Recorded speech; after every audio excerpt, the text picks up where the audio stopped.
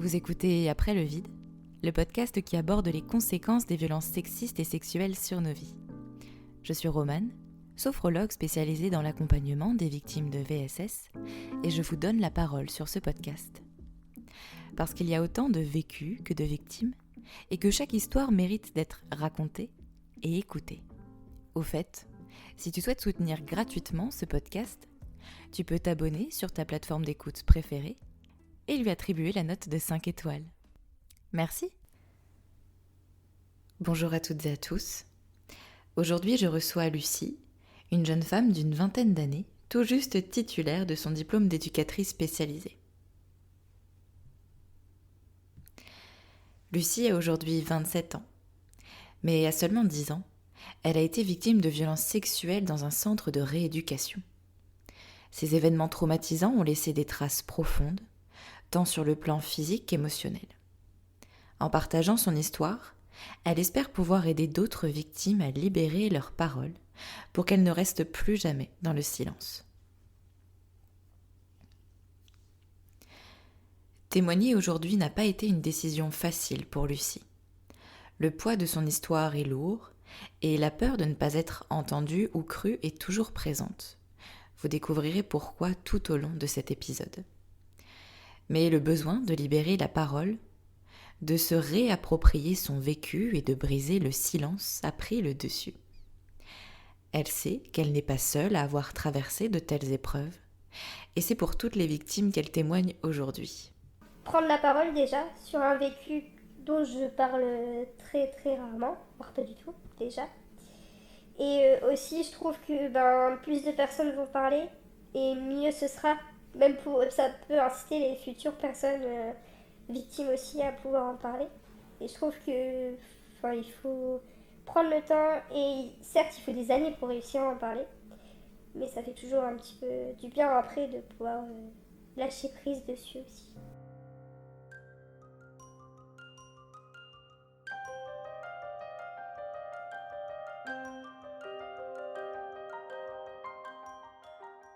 Lucie revient donc sur les traumatismes de son enfance. À 10 ans, elle subissait des agressions sexuelles de la part d'un kinésithérapeute. Ces violences répétées ont duré 1 an et demi, dans un cadre supposé être sécurisé et dédié à sa rééducation. Alors du coup, moi c'était le lendemain de mes 10 ans. J'ai été hospitalisée donc en centre de rééducation suite à une opération, des opérations chirurgicales. Et au niveau des jambes. Et en fait, j'ai été là-bas pendant 1 an et demi. Donc sans forcément moi le vouloir cette hospitalisation, mais de la part de mes parents et mon chirurgien qui m'ont pas laissé le choix. D'ailleurs c'est une sacrée étape, la considération de la parole de l'enfant, parce que ça on n'en parle pas du tout non plus. Et cause que je défends aussi de ce côté-là. Et en fait, on m'a pas forcément écouté à ce moment-là. Et donc j'ai été en hospitalisation et c'est vrai que c'est pas forcément... ce vécu, je l'ai déjà pas forcément supporté au niveau de l'hospitalisation. Et après, derrière, il y a eu aussi la situation qui a été vécue par un soignant qui n'a pas forcément été très tendre avec moi, qui a eu aussi des gestes déplacés et que ce soit attouchement et autres. Et du coup, ça a été une situation qui a été très compliquée pour moi, avec les dévalorisations à longueur de journée, avec tout... Bon, en fait, à chaque soin, c'est ce qui se passait tous les jours pendant 1 an et demi. Ou sinon, c'était dans la salle de rééducation, carrément. Comme vous venez de l'entendre, Lucie subissait ces violences aussi bien en privé, lors de séances individuelles, que dans des espaces collectifs au milieu d'autres personnes. Et c'est d'ailleurs lors de ces séances collectives que Lucie s'est rendue compte qu'elle n'était pas la seule victime de cet homme. Une de ses amies, rencontrée dans le même centre de rééducation, a également été victime de cet homme. Elle s'est confiée à Lucie, mais pour elle, le poids des violences et du silence a été trop lourd à porter. Et cette amie a fini par se suicider, laissant Lucie face à une double tragédie à seulement 10 ans. En fait, on était par deux, Donc en fait, il y avait un kiné avec 2 personnes à chaque fois, avec 2 enfants, ou soit on était en individuel, ou soit on était en séance en binôme. Et donc du coup, j'étais avec une autre fille aussi, parfois qui avait subi les mêmes choses. Et, euh, et en fait, cette jeune, elle avait 14 ans. Et on avait un bon feeling, entre guillemets, parce que on était ensemble, on était soudés, etc. Mais après, elle est partie parce qu'elle avait une maladie et elle a mis fin à ses jours parce qu'elle n'a pas supporté non plus la situation. Ça a été une situation qui a été très compliquée aussi pour moi, que ce soit vis-à-vis des gestes faits par le soignant et aussi la personne qui a mis fin à ses jours face à moi, quoi. Enfin, sachant qu'on avait un bon feeling. Lucie espérait que des adultes, éducateurs, proches ou soignants, décèlent sa détresse. Mais personne ne semblait remarquer quoi que ce soit. Elle qui se décrit comme ayant été une enfant pipelette, toujours en train de parler et de s'exprimer librement, a peu à peu cessé de communiquer. Elle est devenue mutique, renfermée et solitaire. Ce changement radical de comportement aurait pu alerter son entourage, mais personne n'a su ou n'a voulu voir les signes. Enfin, moi, j'étais pas du genre à dire les choses. Enfin, clairement, vu les menaces, vu ce qu'ils disaient derrière. Donc, en fait, j'osais pas dire les choses, etc. Et j'étais, donc, du coup, très. Comment je peux dire ça? Très renfermée, très vraiment. Enfin, je me cachais, je me mettais toujours dans un coin toute seule. Je parlais plus du tout. Et alors qu'au début, tout au début, quand j'étais arrivée, je parlais énormément. Quand j'étais petite, je parlais tout le temps, tout le temps, tout le temps. Enfin, on disait que j'étais pipelette, enfin voilà. Et en fait, ça a interpellé, mais vraiment personne. Et même moi, je me suis dit, est-ce que ça va pas interpeller quelqu'un, le fait aussi que je me comporte différemment, que apparemment, pas spécialement. Et en fait, je pleurais que je voulais pas aller en rééducation à chaque fois. À cette époque, Lucie ne s'est confiée qu'à son amie. Son agresseur l'a silenciée en lui répétant de ne pas parler de ce qu'il lui faisait subir. Lucie vivait dans la peur constante de cet homme. Elle était piégée dans un silence imposé.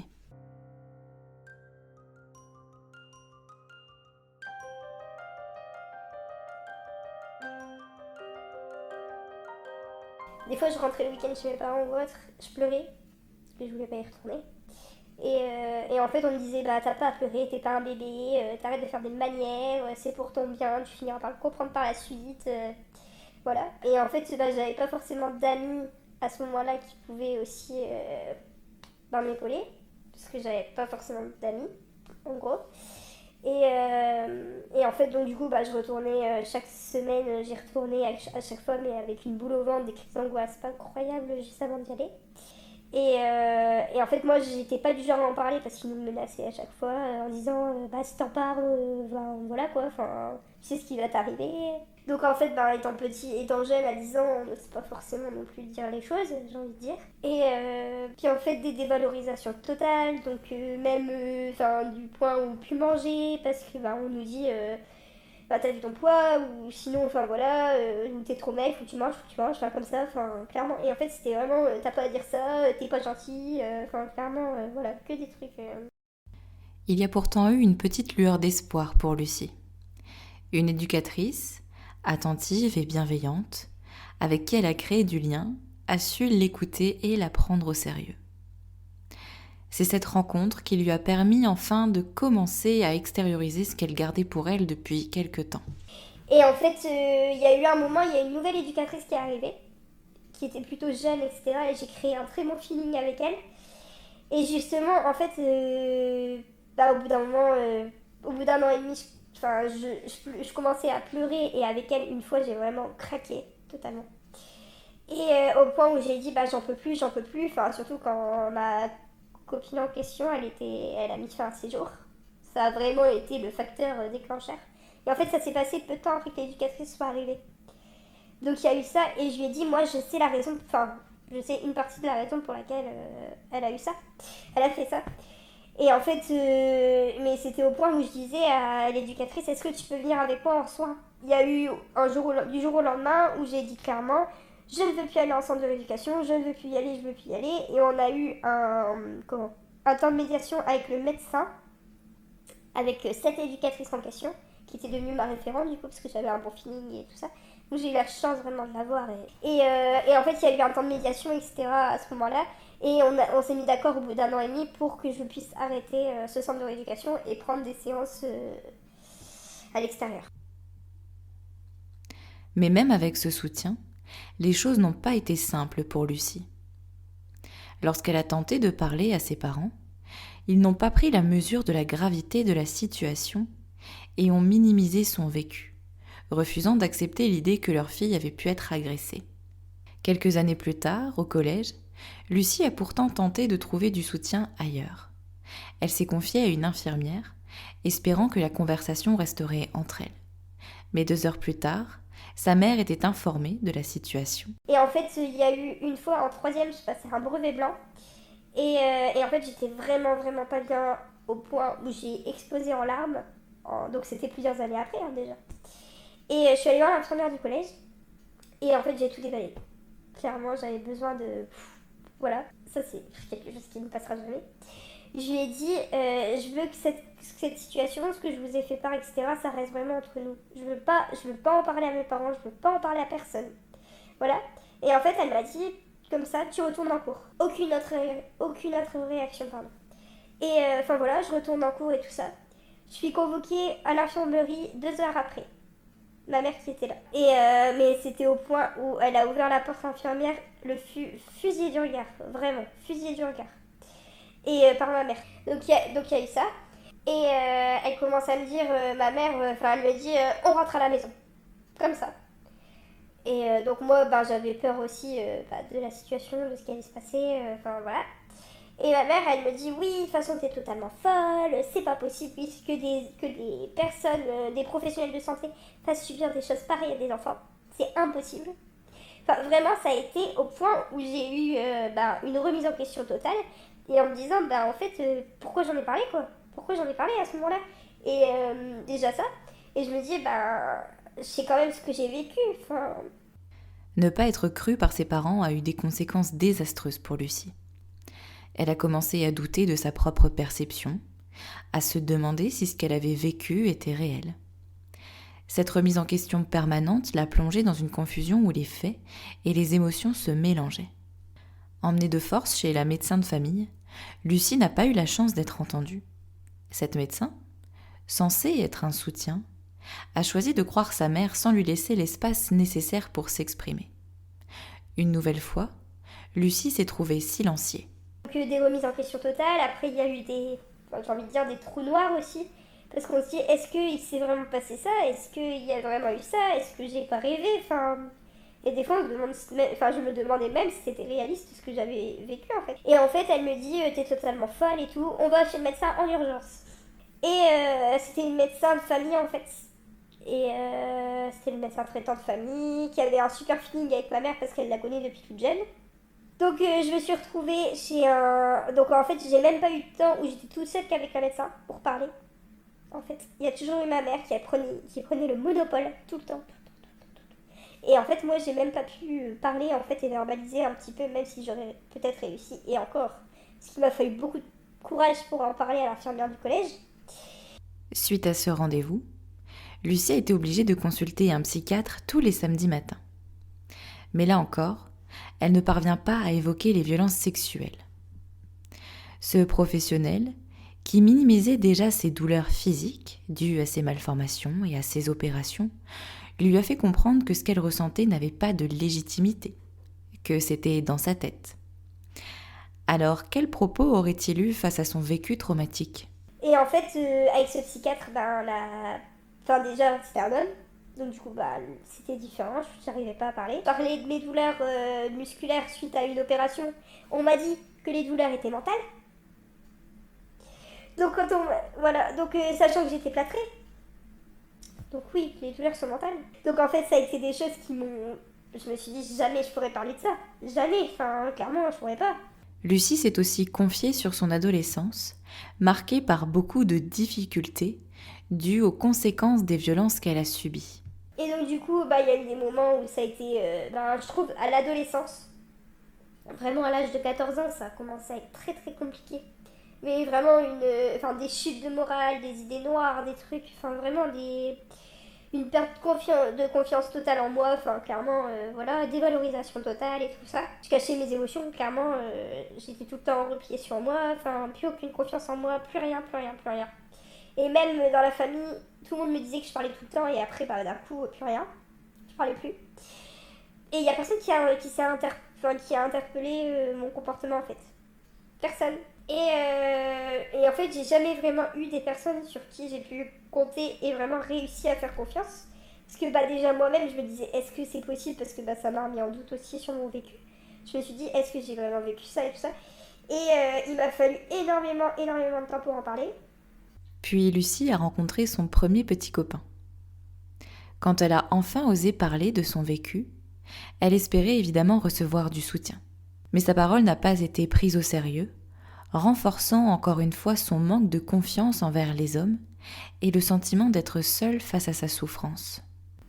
J'ai vraiment commencé à avoir une relation avec un copain en 2016, alors que j'étais hospitalisée en 2008. Donc 8 ans après, parce que j'avais plus de confiance totale au garçon, plus rien, plus rien, plus rien. Et il m'a fallu du temps pour vraiment réussir à refaire confiance à un garçon. Et j'ai commencé à lui faire part de mon vécu, j'ai commencé à m'ouvrir, etc. un peu au bout de nos 1 an de relation. Et le lendemain, il était un peu dans le forcing à vouloir, qu'on ait un rapport, déjà, non-respect du consentement, déjà. Et le lendemain, je lui dis, tu te rappelles quand même de ce que je t'ai parlé hier? Tu m'as parlé de quoi? Donc j'ai dit, on arrête là, quoi, clairement, voilà. Donc il y avait lui qui était au courant. J'en ai parlé à mon meilleur ami, là, il y a 1 an, vraiment. Parce que mon meilleur ami, c'est l'une des personnes en qui je commence à avoir confiance. Je lui ai parlé de ça. J'aurais jamais pu en parler. J'ai commencé à lui en parler, il m'a dit, non mais moi en fait je défends ces personnes qui font ça. Je l'ai regardé, en 2 fois, je lui ai dit, tu te rends compte de ce que tu viens de me dire? Enfin, clairement, tu te rends compte, quoi. Et du coup, je lui ai dit, t'as dit quoi, là? T'as dit quoi? Vraiment? Enfin, et en fait, je suis devenue hystérique. Dans le sens, hystérique, quoi. Non, en fait, je me suis fait mal comprendre. En fait, je veux juste comprendre ce qu'ils ont dans leur tête. Que voilà.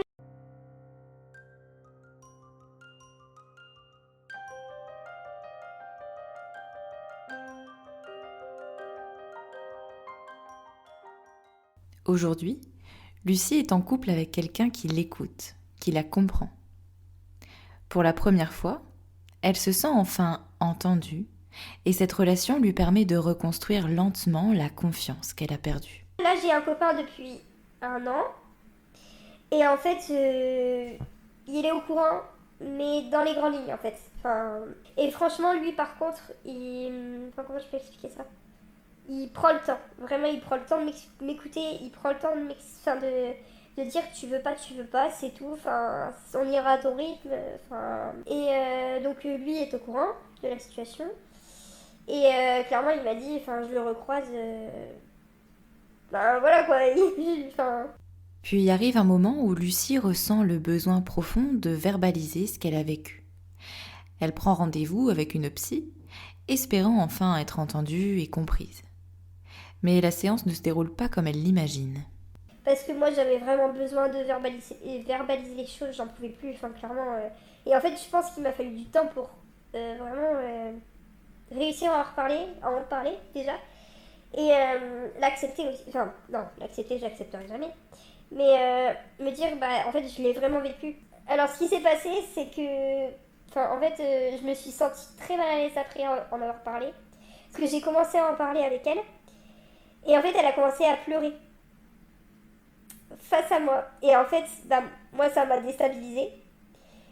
Parce que je me suis dit, certes, oui, je l'ai vécu. J'ai commencé à en fait à pas être bien et en me disant je me suis sentie gênée en fait. Et c'est à partir de ce moment là où je me suis dit en fait ça sert plus à rien que j'aille la voir elle parce que je me sens plus gênée qu'autre chose donc ça sert.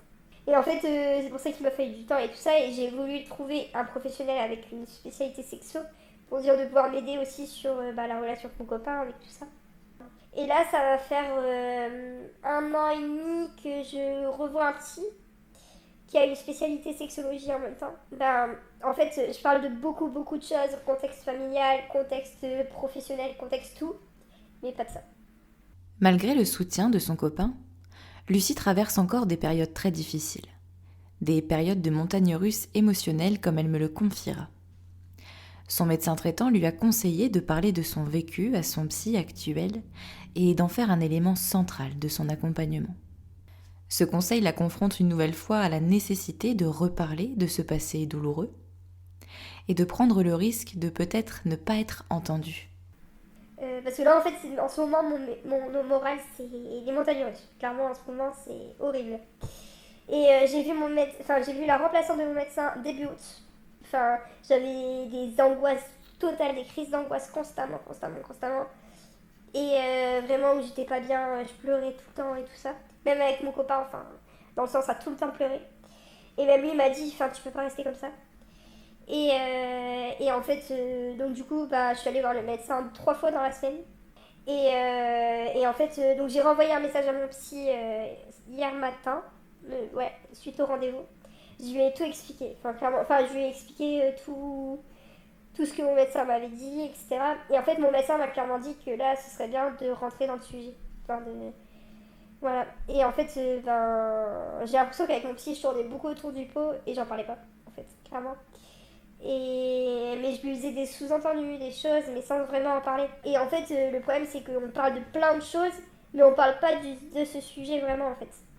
Et j'ai dit à mon médecin comment je peux aussi lui dire à mon psy que j'aimerais bien vraiment qu'on se centre là-dessus et qu'on en parle, en fait, même si ça risque pour moi d'être très compliqué, cette situation. Et donc du coup, il m'a dit que je devais clairement en parler à mon psy en disant que il fallait rentrer dans le vif du sujet, quoi. Donc j'ai mis ça dans mon message et là il m'a dit lors de la prochaine séance on essaiera de parler du sujet. Voilà. Mais je sens que déjà ça va être un homme donc je risque de nouveau me braquer déjà. Et après comment trouver les mots et comment réussir aussi à en faire part, quoi. Dans le sens où encore recommencer à avoir des idées noires, des mauvais moments au moral. Et je me dis, ça fait quand même 14 ans que ça s'est passé. Un an et demi, mais 13-14 ans que ça s'est passé. Et je me dis, voilà quoi.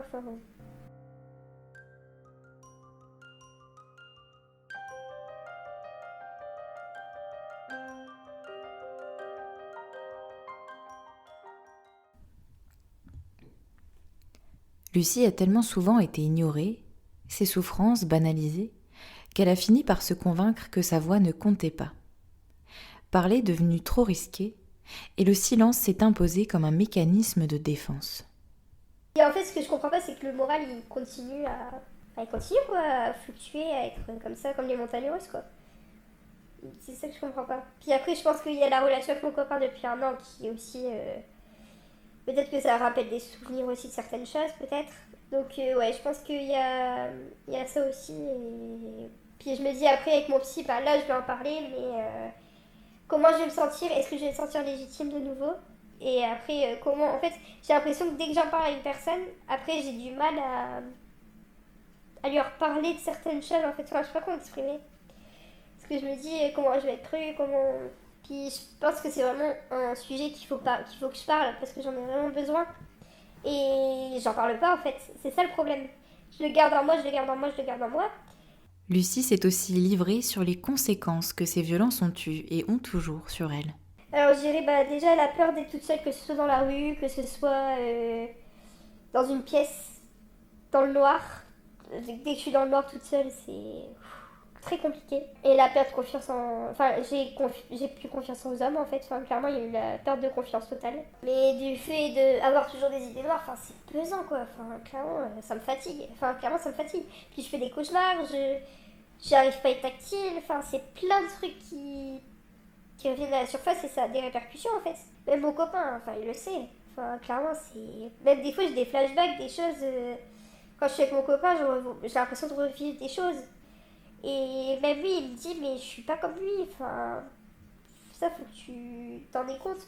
Que tu le prennes en compte. Et après, moi, j'ai peur aussi, avec mes comportements, de perdre mon copain un jour.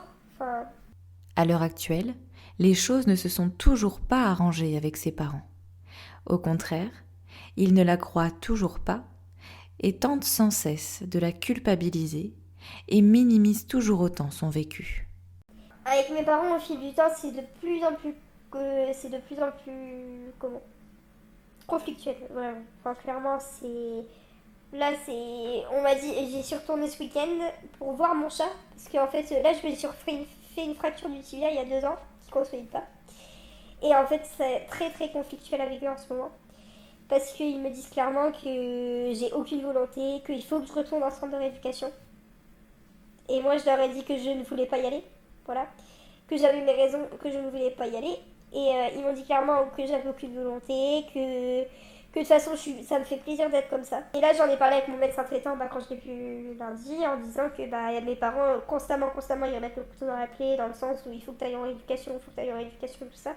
Et du coup, je pense que ça me fait péter un câble aussi. Et en fait, mon médecin est un peu au courant de la situation. Et lui, je lui en ai fait part parce que j'ai un peu plus confiance, enfin, j'avais confiance en lui, il a instauré la confiance, etc. Parce qu'il voyait que j'avais des fois des réactions un peu bizarres sur certaines choses. Et parce que des fois on a des réflexes sans le vouloir, enfin voilà. Et en fait là je lui ai dit j'en peux plus en fait avec mes parents en ce moment, c'est très compliqué. Là il me parle de vouloir aller en centre, enfin que je dois aller en centre d'éducation, que j'ai aucune volonté, que tout ça. Et il m'a dit c'est ton vécu, ça t'appartient. Si t'as pas envie d'y aller, t'as tes raisons, c'est normal. Il dit après il faut que eux ils le comprennent aussi. Mais c'est comme ça quoi. Et c'est de toute façon ils ont pas à dire ce que tu dois faire ou pas. C'est toi, t'es majeur, t'es vacciné, tu décides. Enfin, t'es plus à l'enfance, c'est à toi de parler. Enfin, tu veux pas y aller, c'est tout. Il y a un autre aspect particulièrement difficile dans le vécu de Lucie, c'est qu'elle doit encore régulièrement consulter des kinésithérapeutes. Alors chaque séance ravive en elle des souvenirs traumatiques, créant ainsi un cercle vicieux, où ses soins physiques réactivent ses souffrances psychologiques. En fait, j'ai toujours vécu des séances kiné parce que j'ai eu des malformations au niveau des jambes. Après, quand quand je me suis fait opérer de ma jambe, j'ai dû aller en hospitalisation, en rééducation. Donc là, il y a eu ce fameux professionnel. Et en fait, j'ai jamais arrêté les séances kiné. Jamais, jamais, jamais, jamais. Et en fait, du coup, les professionnels, de réussir à leur faire confiance, c'est très, très compliqué aussi. Et les médecins, dans les hôpitaux, c'est l'horreur. Je vais à l'hôpital, c'est même pas possible. Enfin, j'y vais parce que j'ai pas le choix. Et je suis vraiment pas bien. Et je sais que je m'en rends malade, enfin, clairement, voilà. 3 ans, j'ai un nouveau kiné. Parce que j'ai déménagé dans un appartement où j'ai pris mon indépendance. Et en fait, le kiné est plus jeune que moi. Donc, alors que, au centre de rééducation, il avait 50 ans, j'en avais 10. Donc voilà. Et là, en fait, j'en ai 27, mon kiné en a 26. Et en fait, tout de suite, ça. Comment je trouve qu'il y a eu davantage de la confiance. Dans le sens où il est plus jeune que moi, jeune diplômé, etc. Et en fait, par contre, on a eu un moment où j'ai eu beaucoup de mal et j'ai bloqué à une séance totale. Parce qu'en fait, il a été me reparler de ce centre de rééducation et me dire qu'il avait fait un stage là-bas. Voilà, dans le sens, voilà. Et en fait, il a été au point où il a dit le prénom de ce qu'il est, qui était son maître de stage. Et là, en fait, mes émotions, j'ai pleuré toutes les larmes, mais vraiment. Et en fait, il s'est dit, mais il y a quelque chose où. Qu'est-ce que j'ai dit en fait? Et en fait, même lui, et en rediscutant, etc., parce qu'on rediscute en ce moment un petit peu de la situation des fois. Et en fait, mais je sens qu'un jour ça va craquer. Clairement, ça va craquer, je le sens. Et en fait, il sait qu'il s'est passé quelque chose avec ce gars, enfin avec ce mec, ce qu'il est. Et même lui, il m'a dit, c'est vrai que des fois, il y a des comportements un peu déplacés et un peu bizarres avec certains enfants. Donc je pense qu'il a vu clair sur quelque chose. Il sait qu'il y a quelque chose, mais voilà. Et là, moi, il y a quelque chose qui m'interpelle. Pourquoi ceux qui voient les comportements déplacés avec des enfants ne parlent pas? Pourquoi ne dénoncent-ils pas cet agresseur?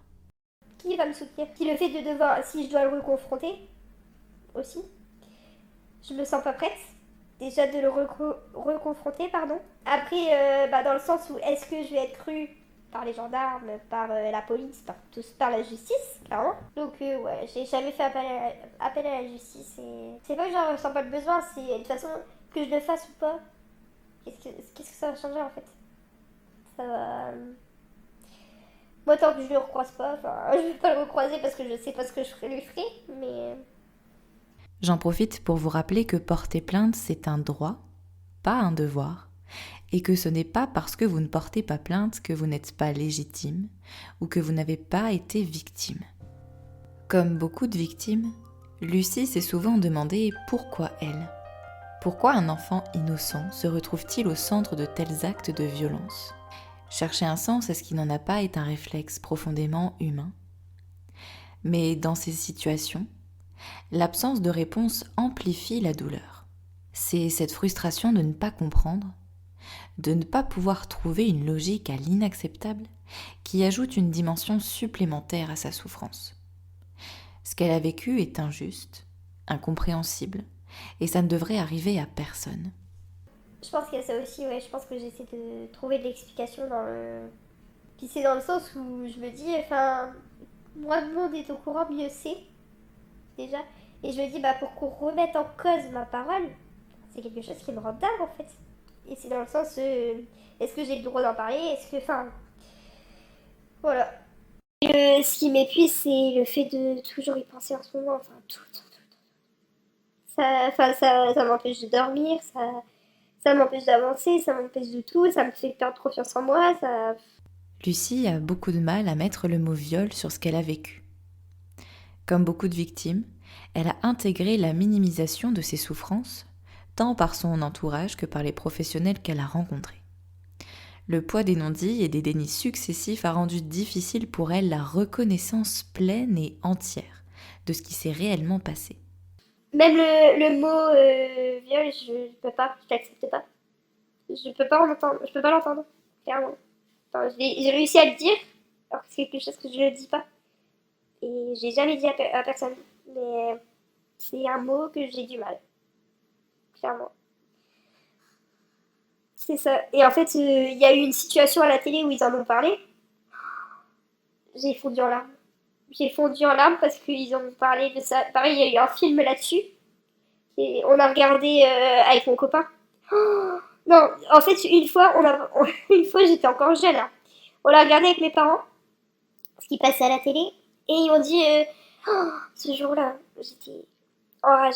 Non mais regarde, tu vas voir ce film, au moins tu vas vraiment te rendre compte de ce que c'est.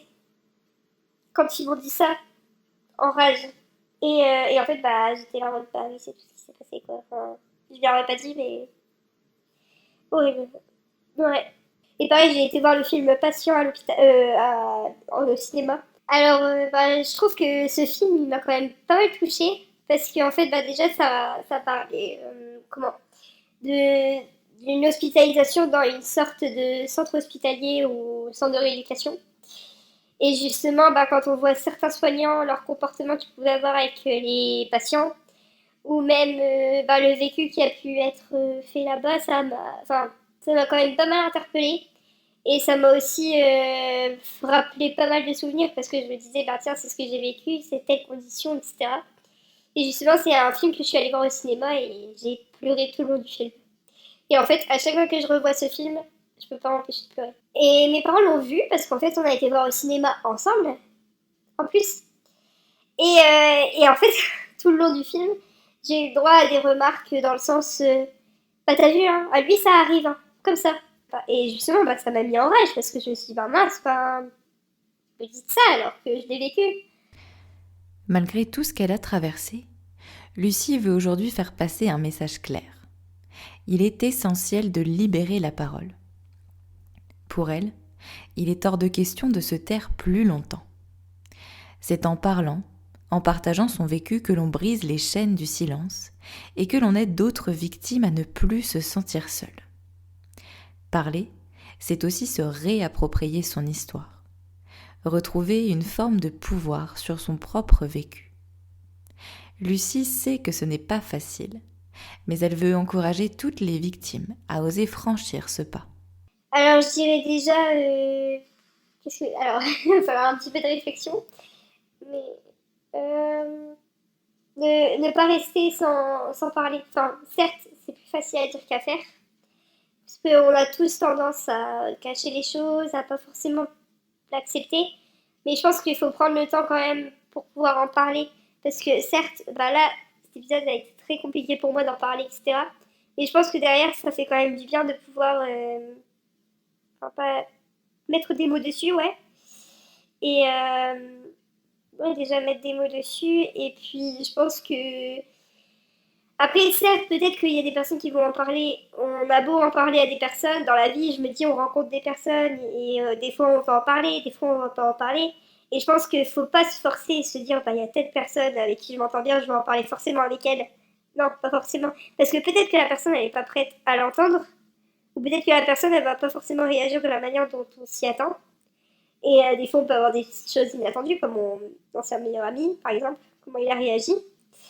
Et donc je dirais ça aux personnes que, enfin, pas, faut vraiment en parler avec les personnes avec qui vous vous sentez le plus à l'aise.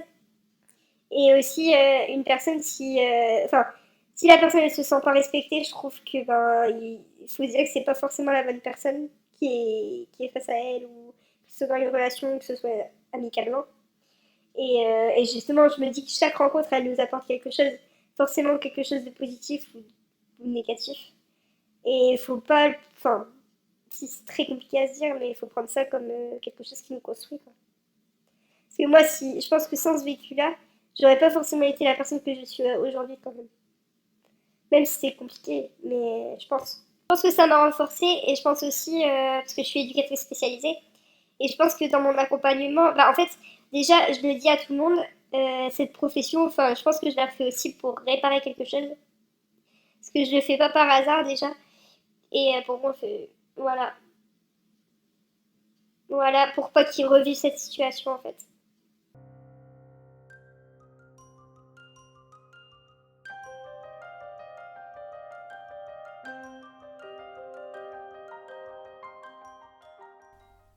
Je tenais à te remercier, Lucie, pour la confiance que tu m'as accordée tout au long de l'enregistrement de cet épisode.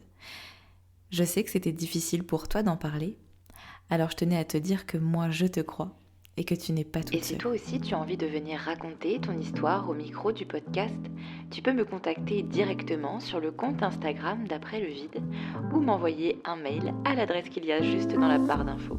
À bientôt pour le prochain épisode d'Après le vide.